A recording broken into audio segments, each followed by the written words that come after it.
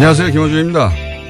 우리은행이 어제 제작 배포한 달력에 북한 인공기 그림이 포함된 데 대해 자유한국당은 탁상 달력마저 정권 아부에 이용하는 우리은행을 규탄하지 않을 수 없다며 비난 성명을 냈습니다.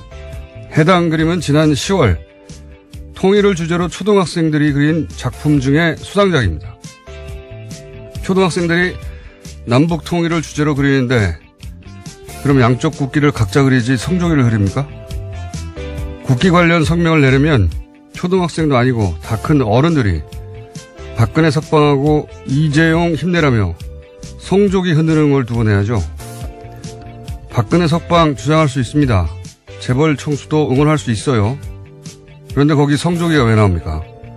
성조기 흔드는 그분들 자유한국당 지지자 아닙니까? 아이들 교육에 정말 안 좋은 건 통일을 주제로 남북한기를 그리는 게 아니라 다른 나라 국기를 들고 나와서 탄핵된 자기 나라 전직 대통령을 석방하라고 요구하는 행위죠. 자유한국당은 그 행위를 초등학생들에게 논리적으로 어떻게 설명할 겁니까? 우리 보수는 무슨 일만 생기면 미국이 다 해결해 줄 거라고 믿어서 저러는 거다. 이럴 건가요? 자유한국당은 지금 초등학생들 걱정할 때가 아닙니다. 김어준 생각이었습니다. 네. 김은지입니다. 네. 이 달력 보셨어요? 네, 저 방금 봤는데요. 네. 어린아이가 그린 하나의 그림 안에 있는 하나의 요소에 불과한데 또 그렇게 이야기를 했네요. 나무를 그려놓고 나무 통일나무라고 가지에, 되어 있네요. 나무 가지에다가 태극기하고 인공기를 각각 그린 거예요. 예. 그런데 그걸 가지고 지금 문제 삼는 겁니다. 예. 이게 이제 박근혜 대통령이 통일대박 얘기하고 나서 초등학교에서 통일 그림 대회 이런 거 많이 했거든요. 거기서 나온 거예요. 예. 이거를 문제 삼는 게 저는 신기합니다. 신기한데 아이들이 정말 신기할 거는 이게 성조기예요. 박근혜 전 대통령이 미국 대통령이 아니잖아요. 자유한국당이 미국 정당이 아니고 이재용 부의장이 미국 사람도 아닌데 왜 성조기를 들고 있어요? 이러면 대답해 줄 말이 없어요. 말이. 예. 네, 자, 그림을 보시면 알 수 있을 것 같습니다. 정말 텍스트보다는요. 아이가 그린 그림을 보면 그 의미가 확 와닿습니다. 그러니까 뭐 성명 들으면 초등학생들이 막 인공기 들고 흔들고 그런 줄 알았는데 그게 아니란 말이죠. 그림은 정말 초등학생들이 그냥 통일나무에다가 사람들이 주변에 있고 길을 그려놓은 건데 그걸 또 1월 1일부터 예, 비난하는 성명을 냈습니다. 근데 북한에서는 또 전혀 다른 메시지가 왔어요? 예. 네, 신년사 냈습니다. 어제 굉장히 화제가 됐었는데 북한 김정은 위원장이 어제 신년사에서 평창 동계올림픽 참여 의사를 밝혔습니다. 또 평창올림픽을 언급한 것은 이번이 처음인데요. 대표단 파견을 고려하고 있다면서 당국자 회담까지 제안했습니다. 실무 조율을 위한 당국자 회담이 열릴 경우에 2015년 12월 남북 차관급 회담 이후에 2년 동안 끊겼던 남북 대화가 다시 시작됩니다. 이 목소리는 직접 한번 들어보시죠. 남조선에서 머지않아 열리는 겨울철 올림픽 경기대회에 대해 말한다면 그것은 민족의 위상을 과시하는 좋은 계기로 될 것이며 우리는 대표단 파견을 포함하여 필요한 조치를 취할 용의가 있으며 이를 위해 북남 당국이 시급히 만날 수도 있을 것입니다. 대부분의 언론에 어제 이 김정은 위원장 목소리가 나갔는데 그게 색다릅니다. 예, 직접 들어보니까. 이 제안을 두고 이제 보수정당에서는 화전 양면, 그러니까 평화를 얘기하면서, 전쟁을 준비한다. 이런 전략에 불과하다. 이런 논평을 냈죠. 이를 두고 이제 언론도 이제 이게 평화 메시지인지, 화전 양면 전략인지 두고 봐야 한다. 이런 식으로 논평을 했던데, 하나만 한 논평이죠. 당연한 거 아닙니까? 우리도 제재와 대화를 동시에 추구하는데, 국제관계에서 어느 일방이 자기 무기를 다 버리고, 무조건 상대로 수용하는 경우는 패전 항복 문서에 서명할 때밖에 없어요. 예. 평창에 가겠으니까 핵은 포기합니다. 이렇게 말합니까? 이건 뭐 당연한 건데 이게 이제 화전 양면 전략이라고 보수 정당에서는 평가 잘하는 게 당연하죠. 예. 그건 북한을 소재로 먹고 사는 곳이니까. 근데 언론도 이게 이제 화전 양면 전략인지 아니면 평화의 메시지인지 두고 봐야 한다. 이런 이게 무슨 논평도 아니고 하나만 하는 소리예요. 예. 언론도 지난 10년간 종북 이게 소리를 겪으면서 이 종북 소리 듣는 데 대한 공포를 내면하는 거예요. 그래서 북한이 올림픽을 거론한 자체가 처음 아닙니까? 네, 그렇죠. 이번에? 그러면은 북한이 투트랙을 쓰든 쓰리트랙을 쓰든 우리한테 유리한 트랙으로 어떻게 유인할 것인가, 뭐 이런 어떻게 새로운 국면을 만들 것인가 이런 얘기를 해야 되는데. 그렇죠. 새로운 문이 열린 상황이니까요. 언론도 뭐 핵 문제는 요지부동이라든지 화전 양면 전략일 수도 있다든지 뭐 이런 하나만한 소리예요 정말. 아무 의미 없는 아무나 할 수 있는 소리를 굳이 언론에서 봐야 할 이유가 없는데.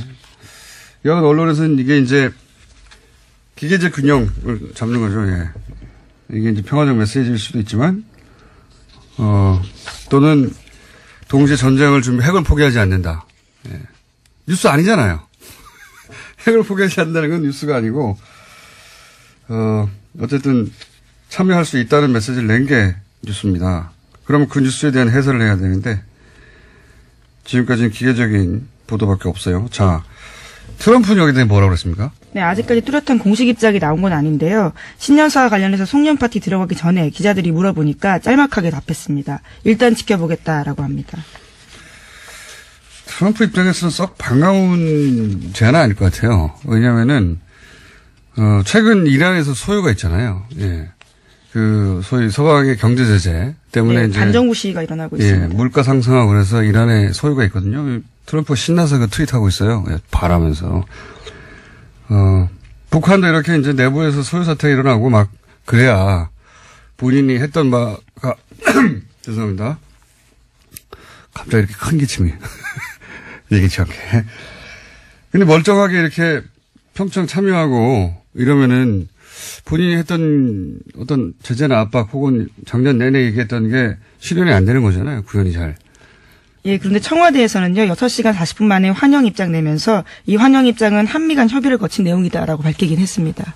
협의는 거쳤겠죠. 그렇다고, 싫다고 말할 수는 없는 메시지 아닙니까? 근데 어쨌든 반갑다고 화가하지 않고 지켜보자고 한 거는 그다지 반갑지 않은 거죠. 예.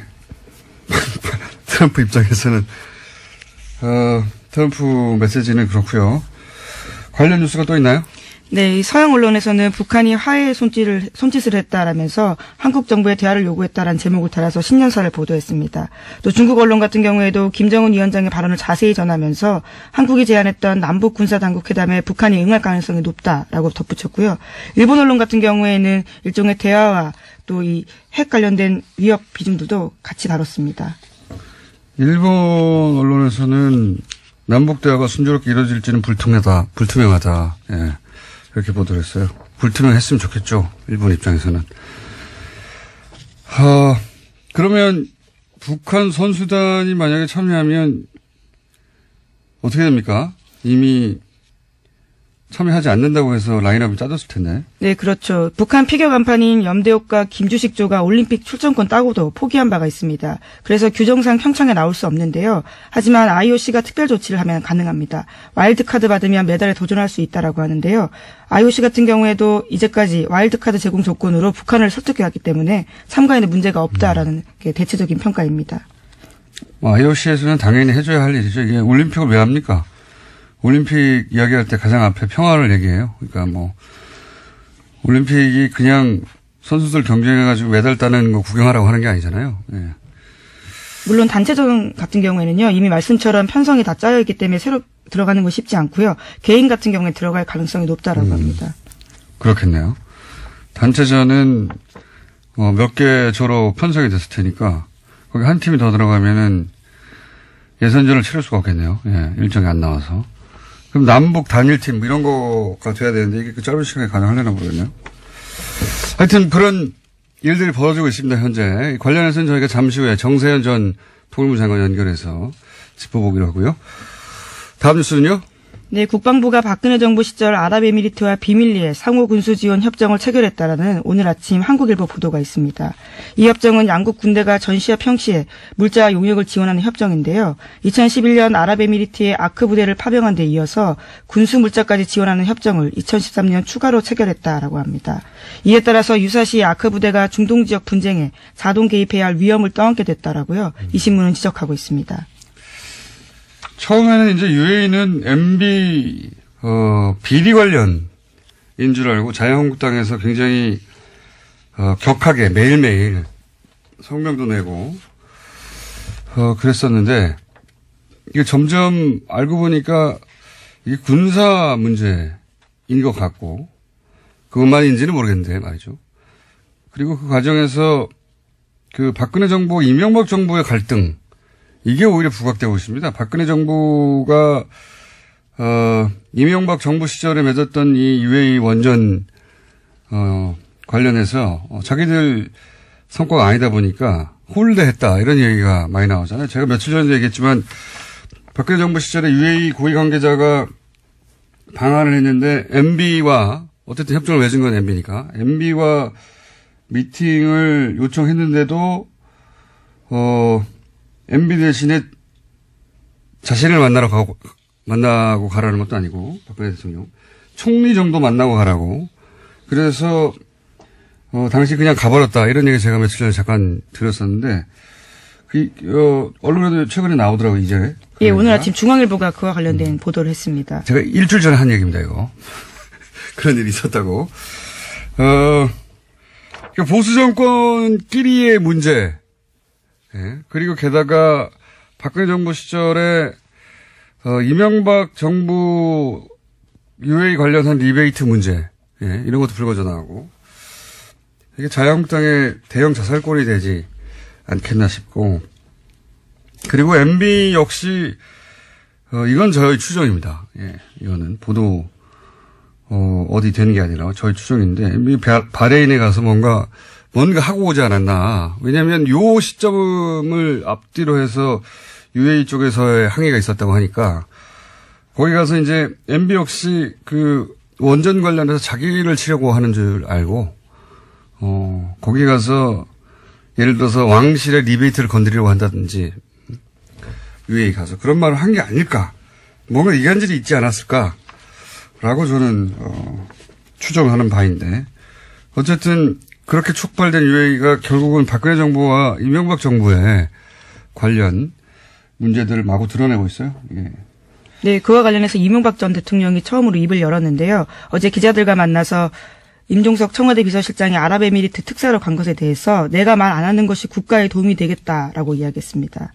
본인에게 도움이 되겠죠. 본인에게. 이런 얘기 안 하는 게. 네, 그러고 나서요. 측근들과 신년 할애식 가지면서도 이런 이야기를 했다고 하는데 내가 하면 폭로여서 이야기할 수는 없다라고 하고요. 이면 계약 의혹과 관련해서는 없다라고 짧게 이야기했다고 합니다. 네. 이명박 전 대통령 원래 아니다 없다가 특이해요. 네.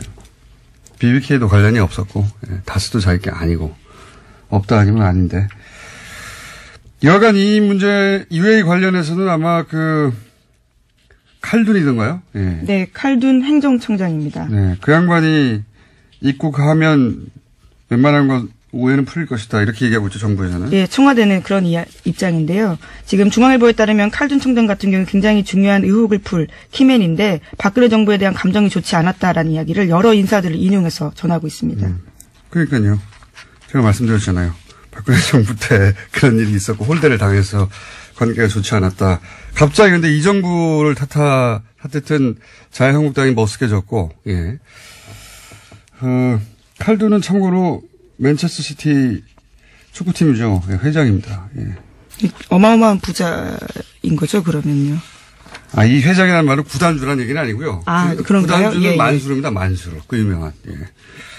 만수르의 장남이 또 얼마 전에 입국에서 한국 가수에게 구애를 했다. 이런 보도도 꼽사리로 나왔었죠. 재미있는 집안입니다. 당사자가 부인을 한 걸로 알고 있는데요. 네, 어쨌든 그런 뉴스도 있었습니다. 예. 어쨌든 이 칼둔 청장이 맨체스터시티의 회장인데 구단주는 만수르입니다. 예. 이 양반이 오면 뭐 오해가 풀릴 것이다 얘기하고 있으니 좀 두고 보죠. 자, 다음 뉴스는 뭡니까? 네, 2016년 개성공단 정명 중단이 박근혜 전 대통령이 혼자 갑자기 내린 결정이라고 지난주에 전해드린 바가 있습니다. 통일부에서 밝힌 바인데요. 개성공단 중단 이후에 작성됐던 박근혜 정부 청와대 내부 문건이 나왔습니다. JTBC 보도인데 2016년 2월 17일 이병기 당시 대통령 비서실장의 지시가 담긴 문건입니다. 이것들을 보면요. 개성공단 기업협회장의 과거 야당 활동을 문제 삼으면서 공단 재개 여론을 관리하라라는 내용이 있고요. 또 당시 지시 중단에는 그동안 입주기업이 돈 많이 벌었다는 점을 홍보하라면서 이러한 공단 중단이 불가피하다는 여론을 확산시키라는 내용도 있습니다. 이게 이제 최순실 씨가 오늘 얘기해서 갑자기 이렇게 됐을 거라고 하는 추정, 의혹 보도들이 꽤 있고, 그 주변에서 그런 얘기가 나왔었죠. 최순실 씨가 개성공단 관련 이야기를 했었다고, 예.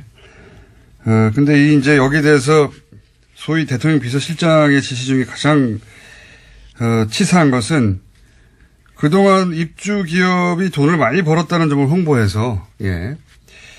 여론이 이 입주 기업 편을 들지 못하도록 만들려고 하는 거죠. 이게 정말 치사한 전략 아닙니까? 심지어 예, 그래서 개성공단 노동자 임금이 핵개발에 전용된다라는 논리를 통일부가 전파한 바가 있는데요. 이 또한 이번 통일부 정책개혁이 발표에 따르면요. 사실이 아니다라는 겁니다. 근거를 찾지 못했다라는 거죠. 저는 오히려 그거는 이해가 가요. 예. 이해가 잘했다가 아니라 그런 논리밖에 없었겠지 이해가 가는데 이 자국 기업에 마타도를 한 거 아닙니까? 청와대가. 예. 걔네들 돈 많이 벌었다고 해서 편들지 못하게 해, 사람들. 이런 치사한 전략을 청와대 비서실장이 만들어내서 그걸 뿌렸다는 거 아니에요, 언론에. 당시 언론 뒤져보면, 특히 게시판에서 이런 여론 좀 많이 합니다. 돈 많이 벌었는데, 니네들. 이러면서. 댓글 알바들이, 댓글 부자들이. 그게 결국은 청와대 지시 사항이었다. 이런 거죠. 자, 오늘은 여기까지 해야 될 것 같습니다. 예. 왜냐면 저희가 인터뷰 2개가 연속으로 준비되거든요. 자, 시사인의 김은지였습니다. 감사합니다. 북한 김정은 위원장이 평창 올림픽 대표단 파견 가능성을 처음으로 언급했습니다. 올해 남북관계 까칠한 전세현 전 통일부 장관과 이야기 나눠보겠습니다. 안녕하십니까, 장관님? 또 까칠이에요? 예, 오랜만입니다. 네. 장관님 까칠하시죠? 자, 새해 복 많이 받으시고요. 예. 예, 새해 복 많이 받으세요. 이 신년사 나온 거 꼼꼼히 읽어보셨죠? 예, 김정은. 예, 꼼꼼히 읽어봤습니다. 한 두세 번 읽었습니다. 오랜 세월 이제 북한을 상대해 오셨고, 북한에서도 장관님을 꼭 뭐랄까요, 주요한 대화 상대자로 꼽는다고 하는데, 이번 신년사가 예년과 다른 점이 좀 있습니까? 우선, 남북관계 대남 파트에 상당히 시간을 많이 할애를 했어요. 예. 예. 일반적으로 신년사는 국내 문제 먼저 얘기를 하고, 그 다음에 대남 대외 이렇게 세 파트로 나눠지는데, 예. 대남 파트가 작년에 비해서 상당히 분량이 좀 많습니다. 비율이. 그거는 남북관계 복원에 대한 김정은 위원장과 북한 당국의 의중이 거의 실려 있다고 보는 거죠. 이 대표단 파견 가능성을 언급한 것은 단순히 이제 올림픽에 참여하겠다 이런 의미를 넘어서는 걸 텐데 어떻게 해석해야 됩니까? 왜 이런 발언이 나왔을까요? 남북관계 복원을 통해서 궁극적으로는 북미 관계 개선에 징검다리로 삼으려고 그러는 그 의도가 깔려있다고 봅니다, 저는. 그리고 이 얘기도 하더라고요. 올해가 이제 북한 정권 수립 70주년 행사가 있어서 중요하다. 이렇게 얘기를 하던데 이게 중요합니까, 북한에? 중요하죠. 70주년 더구나 칠순 아닙니까? 예. 사람에게도 칠순잔치는 대단한 건데, 그래서 지금, 그러면서 뒷부분에 가서는 또 남쪽에서는 겨울올림픽 행사가 있다. 예. 이건 민족적인 경사들이다 하는 그런 식의 표현을 썼어요. 예. 그 얘기는 그러니까 평창올림픽이 열리는 2월부터 자기네 정권 수립 70주년 기념일 되는 9월 9일까지는 좀 조용히 지내자는 뜻이에요. 아하. 축제로 만들자 하는 얘기입니다. 그래서, 문재인 정부가, 하기에 따라서는 금년은 우리 국민들이 좀, 전쟁 불안 없이, 전쟁 공포 없이 살 수 있는 그 상황에 올 수도 있겠다 하는 희망을 가져봤습니다. 어저께. 그걸 읽으면서. 그렇군요. 그러니까 들으면서. 평창올림픽, 남쪽에서도 축제가 있으니 우리도 9월에 축제가 있는데 서로 좀 조용히 지내자 이런 메시지가 깔려 있다.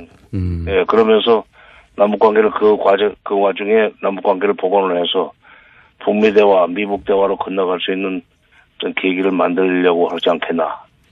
그런 생각이죠. 이게 이제 북한의 대남 혹은 대미 전략이 수정됐다고 할 정도의 메시지인가요? 최근까지는 흔히 이제 통미봉남, 미국과는 대화하고 남한은 외면해 왔는데 이게 이제 그런 전략을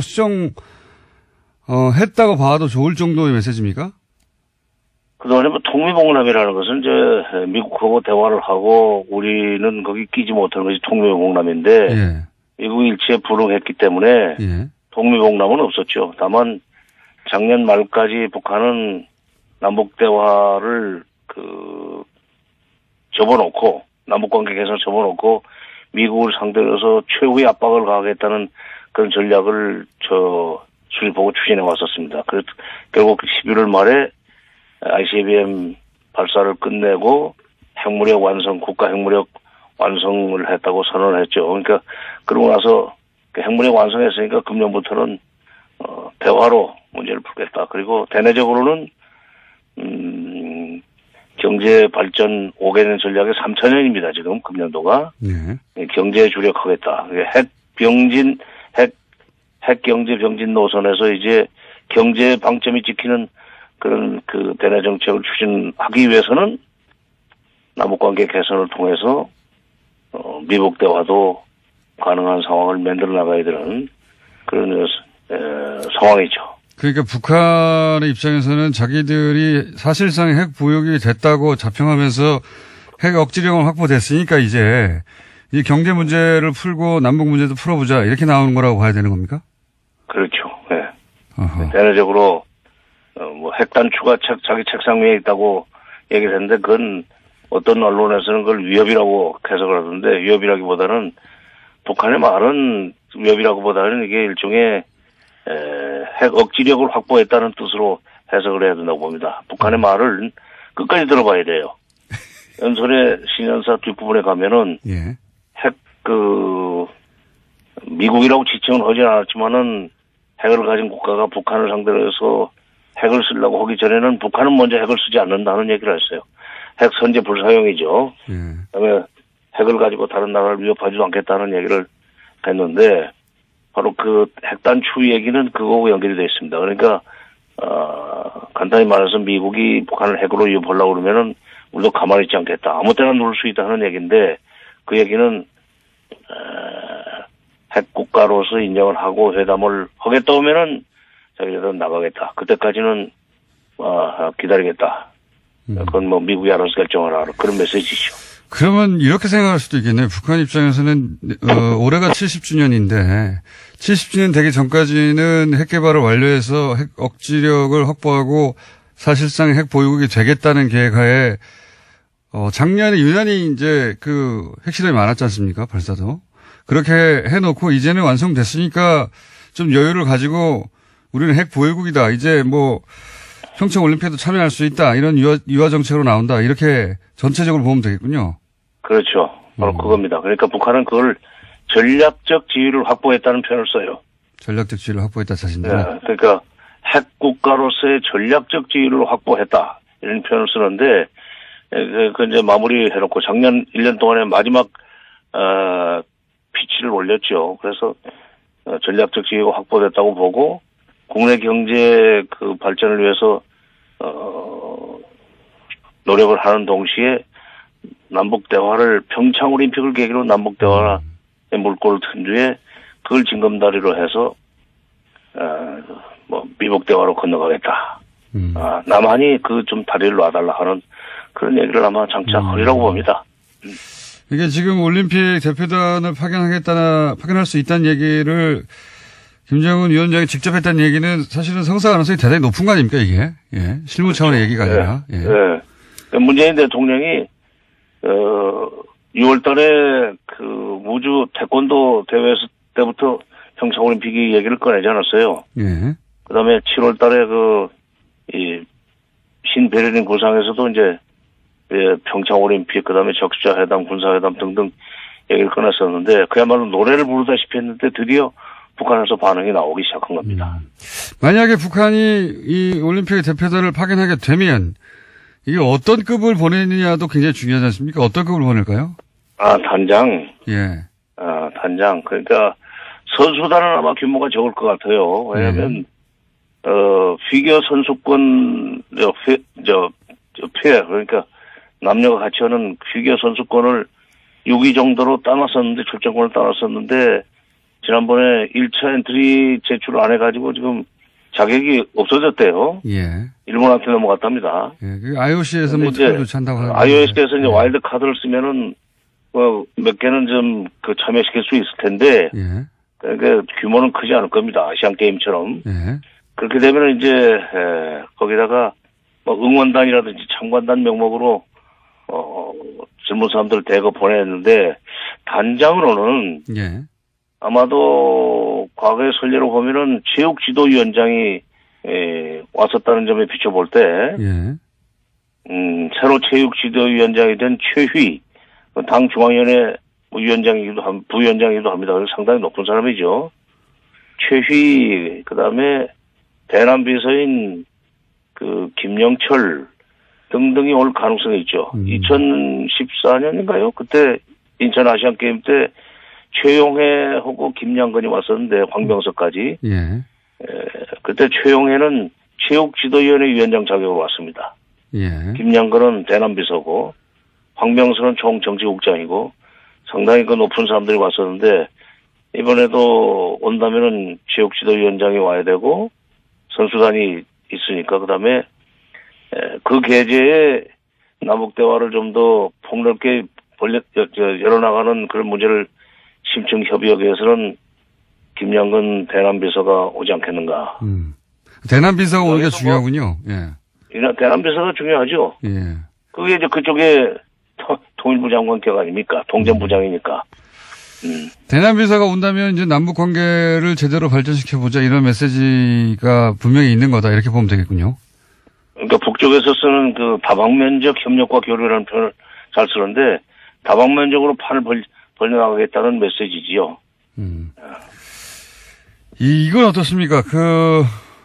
이건 이제 미국 이야기인데, 트럼프 대통령 입장에서는 이렇게 북미 회담이 있기 전에 남북이 직접 대화 창구를 만드는 걸 그렇게 반기지는 않을 것 같은데요. 어떻게 보십니까? 네, 우선 1차적으로 남북 대화가 열리면은 대북 압박과 제재가 좀 김이 산다고 생각할 거예요. 그러니까요. 예. 그러나 대북 압박과 제재라는 것이 트럼프 대통령 자신이 직접 얘기했지만 결국은 대화를 끌어내기 위한 것이다. 대화로 끌어내기 위한 것이다라는 얘기를 한두 번만 했습니까? 그러니까 이번 남북 대화를 통해서 남북 평창올림픽을 계기로 한 남북 관계 개선을 통해서 북핵 문제를 해결할 수 있는 대화의 어떤 모멘텀이 조성된다면 나쁠 것이 없죠. 그렇기 때문에 우리로서는 반대하기는 어려울 겁니다. 반대하기는 어려울 겁니다. 물론 직접 반대하기는 어려울 것 같은데요. 특히 이제 보수 야당에서도 남북한 직접 대화가 한미 공조를 무너뜨린다 이런 식으로 공격할 게 거의 제가 보기엔 틀림없을 것 같은데. 그 참 하나만 알고 둘은 모르는 거죠. 북한이 언제든지 그런 식으로 미국과 한국을 소위 이간질 한다고 그럴까 갈라치기 하는 것은 그 사람들의 속성입니다. 뭐 기본적으로 그렇죠. 그거에 말려드느냐 안 말려드느냐는 것은 우리 하기 나름이에요. 어떻게 꼭 북한이 하고 싶은 대로만 끌려간다고 패배주의적으로 생각을 합니까? 그러니까 북한이 설사 그런 의도를 가지고 있다 할지라도 우리가 전략을 잘 세워서 상황을 주도할 수 있으면 되는 거 아니에요. 그러기 위해서 지금 미국하고 이미 지금 협의를 해가지고 북한의 발표가 나온 뒤에 6시간 지난 뒤에 그 환영 입장을 표명하지 않았습니까? 그러니까 무슨 한미동맹을 깨뜨리기 위해서 그런 거다. 거기 이용당할 것이다 하는 식으로 하는 것은 반대를 위한 반대에 불과하고 전체 그림을 못 보는 그야말로 근시안적인 그런 이 태도죠. 우리가 하기 나름입니다. 알겠습니다. 한 가지만 여쭤보자면. 아무리, 네. 예, 시간이 거의 다 돼서 한 가지만 여쭤보자면,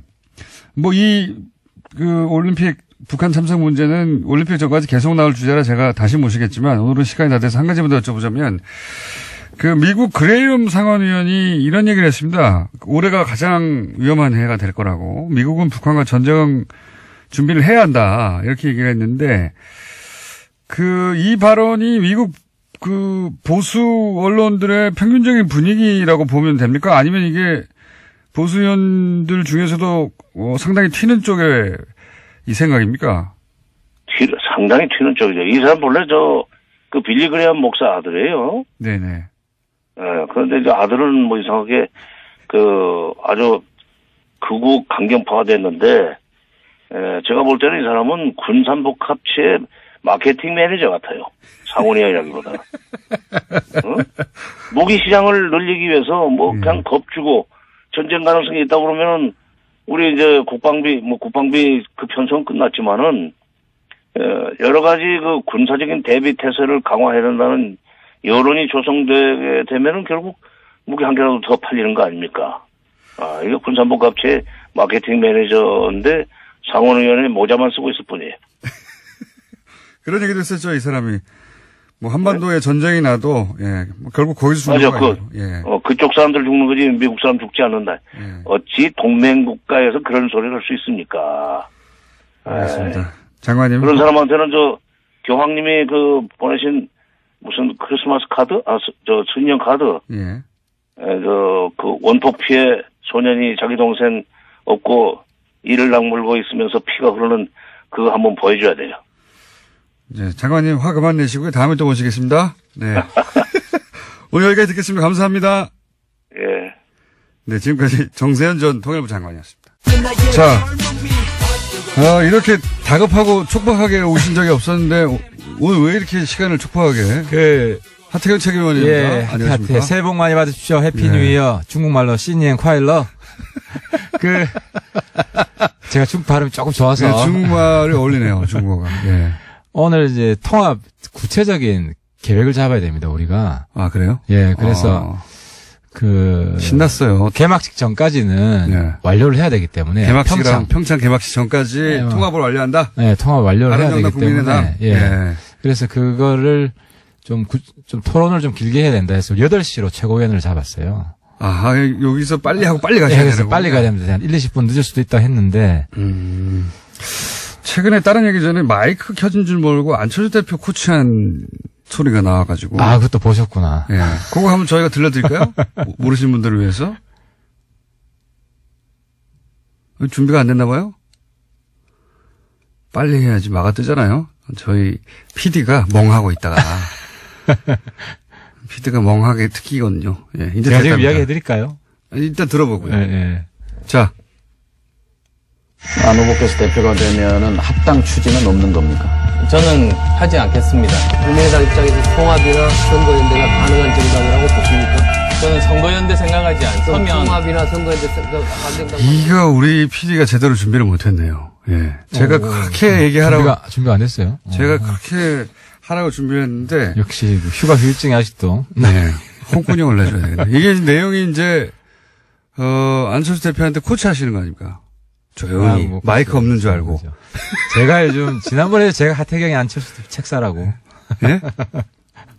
그러니까요. 조용히 코치하신 내용이 뭐더라? 그게 아직 기억이 안 나네. 그러니까 이 핵심은 이대로 쭉 밀고 가시라. 그러니까 이대로 쭉 밀고 가시라. 이게 이제 맥락이 안철수 대표한테 이대로 쭉 밀고 가시고 계속 하면 된다. 이렇게 그대로. 그러니까 좌고우면하지 마시라. 어쨌든 그런 일이 있었어요. 근데 마이크가 켜져 있는지 모르고 그 얘기 하시다가 안철수 대표 마이크 켜져 있다고 그러니까. 이게 역시 대표니까 노련함이 있더라고요. 난 대표가 안 돼봐서. 보통 이 마이크 박스가 있는데 그날은 박스가 안 보여가지고 박스는 없이 마이크만 앞으로 쭉 있는 거예요. 저도 깜짝 놀랐습니다. 어쨌든 한번 찾아보시면 인터넷에 있습니다. 들킨. 요즘 바른정당 분위기 아주 좋죠. 호박이 넝굴째 들어오고 있지 않습니까 지금. 넝굴째. 솔직히 굉장히 감사하죠.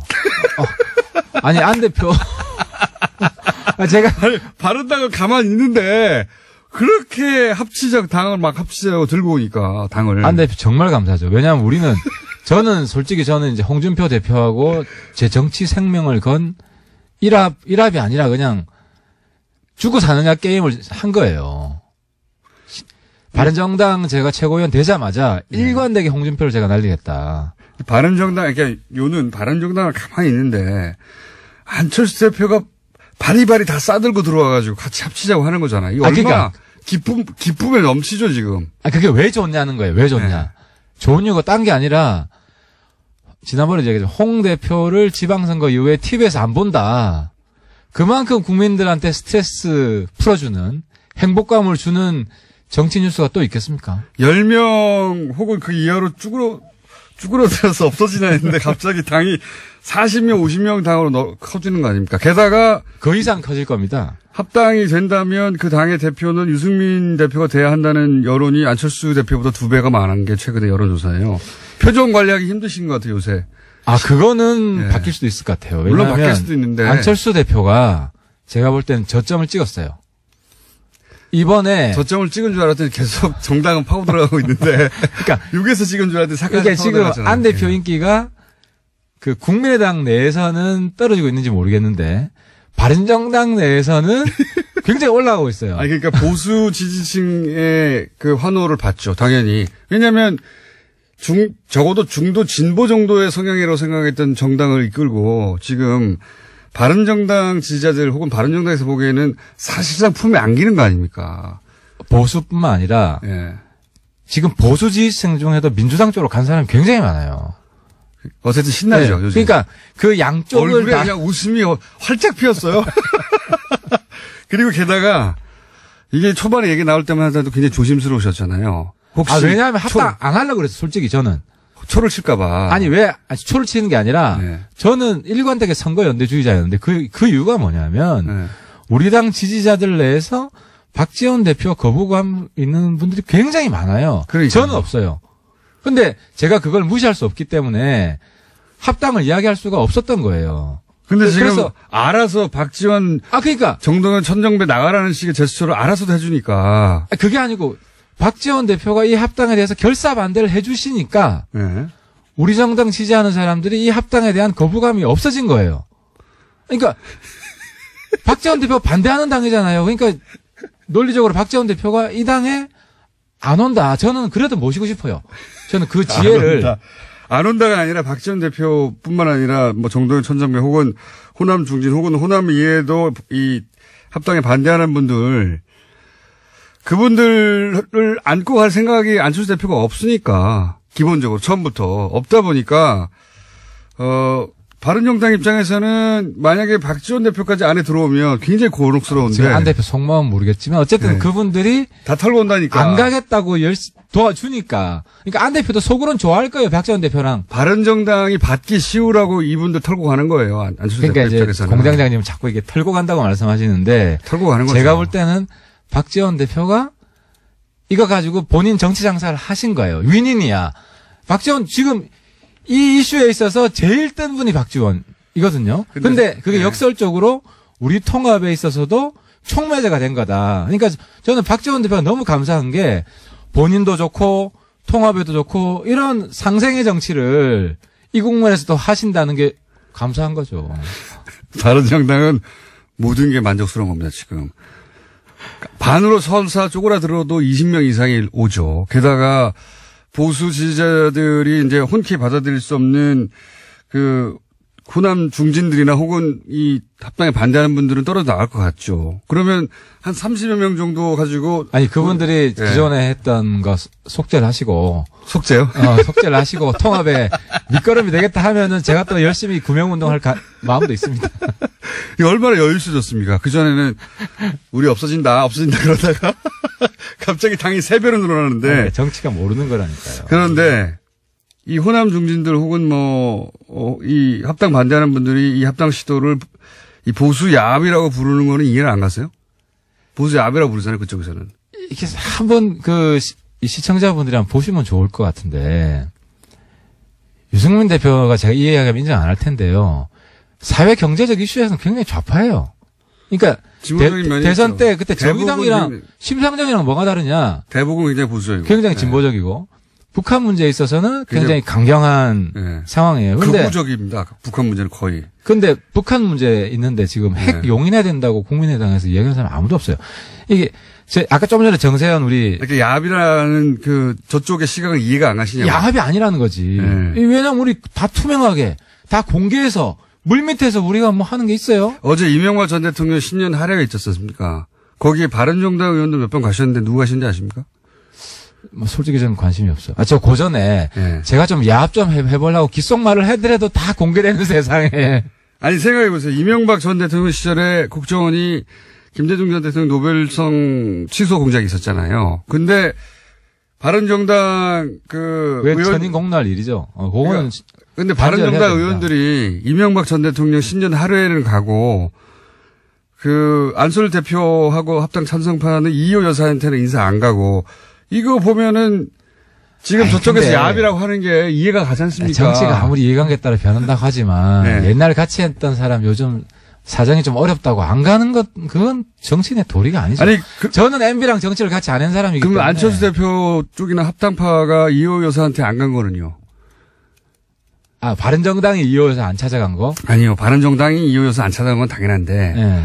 안철수 대표나 합당에 찬성하는 분들이 이호 여사한테는 어제는 안 가고. 박지원 대표는 갔는데 안 대표가 안 갔어요? 박지원 대표는 병원 때문에 못 가신 걸로 알고, 다른 합당 반대파들은 가고 찬성파들 안 갔다 이거죠. 그건 내가 안 대표 만나면 다시 귓속말로 좀 늦었지만 다시 가시라. 그런데 이 정당에 소속된 오랫동안 김대중 전 대통령을 정신을 기린다고 하는 의원들이 이명박 대통령 하래 가는 바른정당하고 합친다는 게 야합이라고 생각되죠. 합당이 되면 안 대표가 못 챙기는 일 제가 다 챙기겠습니다. 이호 여사뿐만 아니라 김대중 대표도 그렇고 호남이 홀대받지 않는다. 정말 호남이 존중받고 제가 지금 그래서 법안도 하나 준비 중이에요. 이번 5.18 특별법 중에 빠진 게 있는데 5.18에 대해서 종북몰이 한 게 있어요. 정부가 협력해서. 그런 부분들 진상 규명하는데 또 하태하태가 앞장서고 영남에서 이렇게 대놓고 호남 편드는 사람 정치인 쉽지 않아요. 최근 몇 개월 사이에 가장 얼굴이 밝으십니다. 우리 당 장사 잘 된다 그러면서 갑자기 신나셨겠어요. 합당 찬성파가 호남과 거리두기를 하고 있는 건 맞아요. 지금 국민의당에 합당 찬성파가. 그리고 호남과 적정한 거리를 두고 보수 지지자층이 싫어하는 국회의원들은 털어내고 그리고 합쳐서 중도 보수 가고 그런 다음에 이제 얼마 안 있다가 지방선거 끝나고 나서 자유한국당이 지지부진하면 거기 일부쯤 흡수해가지고 자유한국당보다 더 큰 정당이 되겠다. 이거 아닙니까? 그러니까 바른정당이 호남 분들 최대한 끌어안으려고 노력할 겁니다. 그러니까 우리는 좀 다르잖아요.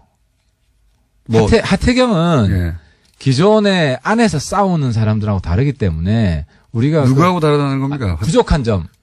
그러니까 지금 국민의당 안에서 감정이 안 좋아. 예를 들어서 지금 한국당에 가신 분들, 그죠? 22분의 소위 철자 들어가시는 분들, 우리랑 감정이 별로 안 좋잖아요. 그죠? 근데 우리랑 안 싸운 다른 분들은 또 괜찮을 수 있거든요. 그러니까 인간적으로 많이 상했겠죠. 안 대표한테 오만 욕을 다 하더만 밴댕이 정치를 하고 사이코패스라 그러고 사이코패스라는 용어는 홍준표 대표가 유해한테 하는 이야기예요. 그런데 거의 지금 유해 수준으로 지금 서로를 공격하고 있기 때문에 그분들 감정에 바른정당하고 자유한국당도 그랬죠. 서로. 고를 내가 원래 같은 편끼리 싸움이겠다. 고를 어떻게 채워줍니까? 어떻게 채워줍니까? 그게 정치죠. 정치가 딴 게 있습니까? 못하는 걸. 근데 전당대회까지 갈 수 있을까요? 왜냐면은 제가 합당파가 보니까 꼼수가 만만치 않아요. 안 대표한테 요청한 게 반대파의 공격도 만만치 않거든요. 합당 안 됐으면 좋겠지 지금. 아니 합당이 안 됐으면 좋겠다기보다 합당파가 속마음이 지금 다 보이네. 저는 합당이 될 거라고 봅니다. 왜냐하면 합당을 해야 합당이 됐으면 좋겠죠. 반드시 해야 됩니다. 왜냐하면은 정치 발전을 위해서 그럼 내가 죽으니까. 아니 홍준표 대표를 TV에서 안 보게 하려면 이 방법밖에 없어요. 그리고 문재인 대통령 도와줄 건 제대로 도와주고 민주당도 제대로 도와주고 또 예를 들어서 같은 이야기라도 한국당이 이야기하면 안 먹히는 게. 지금도 안 도와주는데 합당되면 도와줍니까? 합당되면 더 안 도와주지. 합당되면은 합당에 가장 적극적으로 한 사람들, 안 대표랑 유 대표는 일선에서 물러날 거예요. 백의종군할 겁니다. 대선이 많이 남았으니까 물러나도 되죠. 물러나지. 그러니까 저 같은 사람이 앞으로 부상해서 물러나고 아마 손학규 대표 정도가 나오겠죠? 그죠? 그때 되면 손 씨랑 하 씨가 주도하지 않을까 저는 그렇게 생각하는데. 본인은 그때도 2위입니까? 그때는 진검승만 해야죠. 한국 정치판이 달라질 겁니다. 하태경 의원님. 회장의 차명 계좌 계속 밝혀지고 있죠. 그런데 이 계좌에 대해서 과징금 징수가 제대로 되지 않고 있습니다. 왜 그런 걸까요? 이 문제를 작년 처음으로 제기했고 지금까지도 계속 문제 제기하고 계신 더불어민주당 박용진 의원 스튜디오에 나와 계십니다. 안녕하십니까? 안녕하세요. 박용진입니다. 네. 새해 복 많이 받으십시오. 새해 복 많이 받으시고. 이 뉴스는 간간히 계속 나오는데 네. 복잡해요. 복잡하죠. 이게 이제 지난번에 첫 몇백 개 나왔다고 했는데 그런데 특검 때 나온 거 이후 추가로 나왔다. 예. 그때 기억이 나고. 네. 또 얼마 있다가 계좌가 또 200개 더 나왔대. 네. 이런 얘기 나오고. 그런데 뭐 그 세금을 내라고 하는데 뭐 10년 부가대책 기간인가요? 예. 그러니까 소위 공소시효라고 보통 범죄에 대해서 이렇게 얘기하는데 세금에 대해서는 세금을 부과할 수 있는 기간 그 기간이 곧 끝난다는데 뭐 네. 얘기 나오고. 예. 근데 금융당국에서 과징금이나 그 세금을 내라고 부과했다는데 깡통 과세. 네. 근데 그게 이미 돈 다 찾아간 다음에 깡통에만 부과한다는데 뭐 이런 네. 이야기. 그다음에 혁신이가 과징금 내라고 했다는데 네. 근데 또 그 다음날 안 낸다는데 뭐 이런 이야기들. 네. 복잡해요. 이게 도대체 어떻게 된 건지 사건이 좀 일목요연하게 정리를 좀 해 주십시오. 어떻게 보면 지금 우리 금융당국과 과세당국이요. 네. 쉽게 풀어갈 수 있는 일을 상당히 어렵게 네. 1 더하기 1은 2다. 이렇게 그냥 풀면 되는데 그거를 증명하기 위해서 온갖 수학적 논리를 칠판 가득히 써놔서요. 네. 학생들에게 수업에 대한 흥미를 완전히 잃게 만들기 위한 시도를 지금 하고 있는 걸로 보여요. 원래 이제 뭡니까 비리 사건들. 네. 그 사건을 국민들이 관심을 잃게 만드는 굉장히 고단위 수법 중에 하나가 고도 수법 중에 하나가 이렇게 복잡하게 만든 다음에 관심을 잃게 만드는. 예. 그런 기법이 있어요. 이게 아주 단순하게 보면 2008년 삼성 특검을 통해서 확인된 1199개 계좌에 대해서 예. 박용진이 손들고 얘기한 거 아닙니까? 네. 지난 9년 동안 이거에 대해서 금융실명법 위반에 따른 고율의 차등과세, 예. 이자 및 배당소득에 대해서 세금 거의 100%를 걷어가죠. 예. 그거 했냐? 안 했는데요? 그 대상도 아닙니다. 왜 자꾸 왜 이러세요? 거기서부터 시작됐죠. 이러다가 예. 2주 만에 아이고 박용진 의원님 말씀이 많네요. 아이 네. 멋쩍네. 이렇게 해서 정리가 된 걸로 끝났었어요. 끝난 줄 알았어요. 저도. 끝난 줄 알았죠. 그런데 이제 어떻게 하고 있느냐면 과세당국은 계좌가 개설된 날짜로부터 10년 동안을 계산을 해서 세금을 걷어가야 되는데 네. 지금 현재 시점으로부터 과거 10년 사이에 걸려들린 게 있으면 걷겠다는 겁니다. 지금 시점이 2018년 1월 2일이기 때문에 예를 들면 이제 작년 12월에 시작을 했습니다만 2018년 1월 달에 계좌가 열려 있으면 그 계좌에서 발생되는 이자 및 배당소득에만 걷는다는 건데요. 다들 아시는 것처럼 2008년 4월 17일 이날이 되게 중요하다고 그랬습니다. 일단 박용진 생일이고 그리고 이날을 기준으로 모든 세금 계산이 왔다 갔다 하기 때문에 그래요. 네. 4월 17일 날 조준웅 특검이 발표한 날로부터 10년 사이에 걷겠다는 건데. 그러니까 잠깐만요. 정리를 네. 하면 지금 과세당국 금융위는 과세당국과 금융당국은 세금을 지금으로부터 10년 안에 열려있는 계좌에 대해서만 과세를 하겠다. 그렇습니다. 그런데 이제 의원님 말씀으로는 그게 아니라 계좌가 개설된 날로부터 10년간을 걷어야 된다. 이건가요? 그렇습니다. 그거는 제 주장이 아니고요. 금융실명법 부칙제 7조 그리고 그 7조 규정에 따른 규칙 3조에 따르면 금융거래 계좌의 개설일로부터 실명 전환일까지로 규정이 되어 있습니다. 그건 너무 당연한 것 같아요. 당연하죠. 실명하기 전에 그 법을 어겼으니까. 여기에 대해서 이제 국세청은 국세기본법이 있습니다.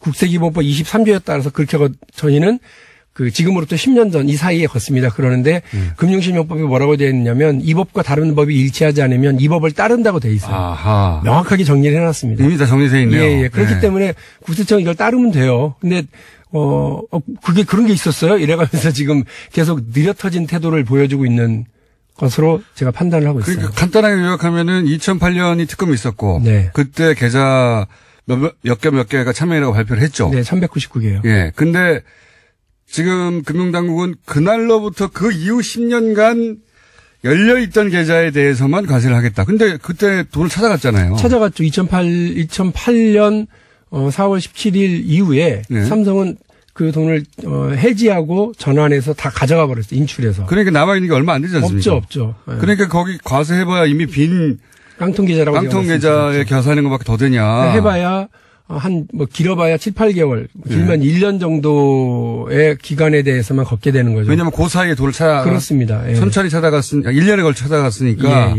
그때까지 남아있던 돈만 과세하게 되는데, 네. 지금 금융실명법에 의하면 그게 아니라, 개설을 했을 때부터 그렇죠. 10년이니까 그때는 돈이 몇천 원씩 들어있었잖아요. 그렇죠. 예. 거기다 과세를 해야 되는데. 거기다 해야죠.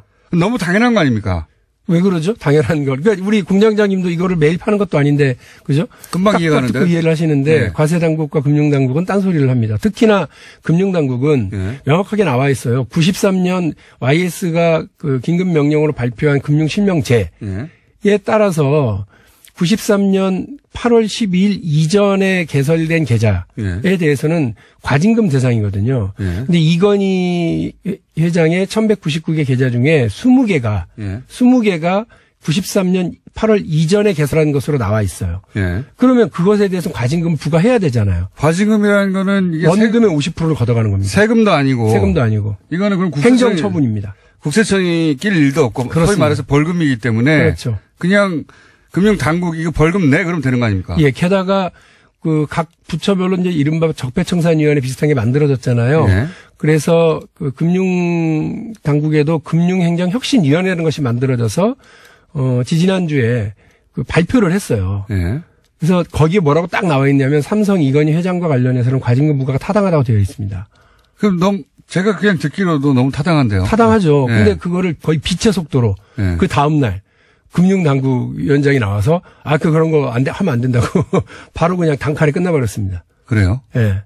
황당하죠. 이 양반은 도대체 뭔가 예를 들면 그 한일 위안부 그 이면 합의에 대한 TF가 만들어져서 발표를 했잖아요. 이거 문제가 있다라고 발표를 했는데 강경화가 빛의 속도로 나와서 강경화 장관이 이런 거 받아들일 수 없어요 하고 딱 그냥 묵살해버리는 거랑 똑같은 한일 위안부 협정은 문제 없는 겁니다. 그대로 일본이 원하는데 그대로 가야 돼요. 이렇게 말한 거 똑같은 거네요. 똑같죠. 이거 황당했어요 진짜.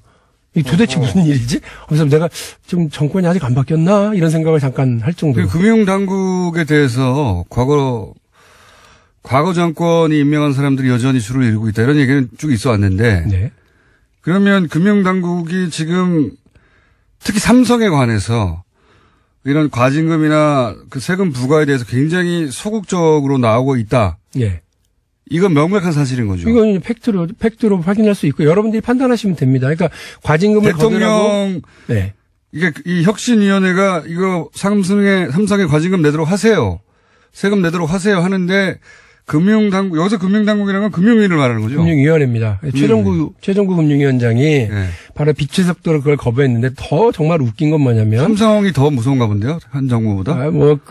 참 답답한 노릇이죠. 그런 얘기가 나오고 있으니까 답답한데 금융행정혁신위원회가요. 만들어진 거는 금융당국 스스로가 만든 거예요.